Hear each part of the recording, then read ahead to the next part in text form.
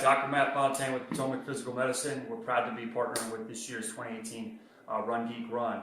This is a quick intro video. We're going to be bleeding out some mobility and recovery tips. So this is just kind of an overview of how to stay safe when you train, how repetitive motion injuries happen. So come on in and let's talk a little bit about a couple of things here. So what we're looking at is a graph curve over time. We've got stress and time. So the red line shows us our maximum capacity. That basically means that's the most your body can do without sustaining an injury. So we call that physiologic headroom. It's the difference between the most you can do and the least you can do. Now, over time with training, we would expect our capacity to increase, and that does happen. However, with repetitive motion over time, overtraining, we can see that capacity decrease. So what we're looking at here in the blue is just kind of day-to-day activities. Actually in the gray here, minimum stress required to create adaptation. The blue kind of represents our day-to-day training, okay? And so you can see we have higher training days and lower training days. And if we stay below our capacity threshold, we don't get injured, theoretically. But typically what happens is we'll have a few hard days of training or a few hard weeks. The key is the repetitive motion and stress on the body accumulates over time.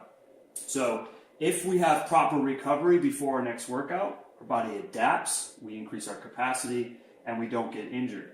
But if we look at the factors that affect our recovery, this is a load recovery curve. Now basically, we start here, we do a workout, and our body sustains some stress.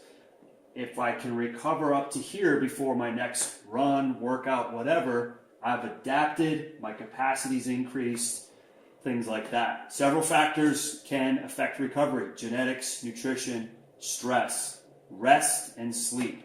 Rest would fall under the category of recovery. Things like using a foam roller, obviously proper nutrition, hydration, are you getting regular manual treatments, chiropractic, physical therapy, sports medicine, that kind of thing. Well, all those things affect our ability to recover. And looking here, again, another curve that shows us over time, what happens is our injury threshold decreases if we're not following those things. So this is why people ask, why did I get hurt on my last run or my last repetition? And the reality is we didn't. We got hurt somewhere along the line here, okay? So over time, we're going to be dripping out a couple videos showing you some really good tips on how to do proper mobility with the foam roller or lacrosse ball to reduce the tightness that occurs from repetitive motion. I'm also going to put a couple links to a few of our blog articles. One is, why did I get hurt on my last rep? Respecting the process, because a lot of people have difficulty kind of understanding that this just didn't happen this past week.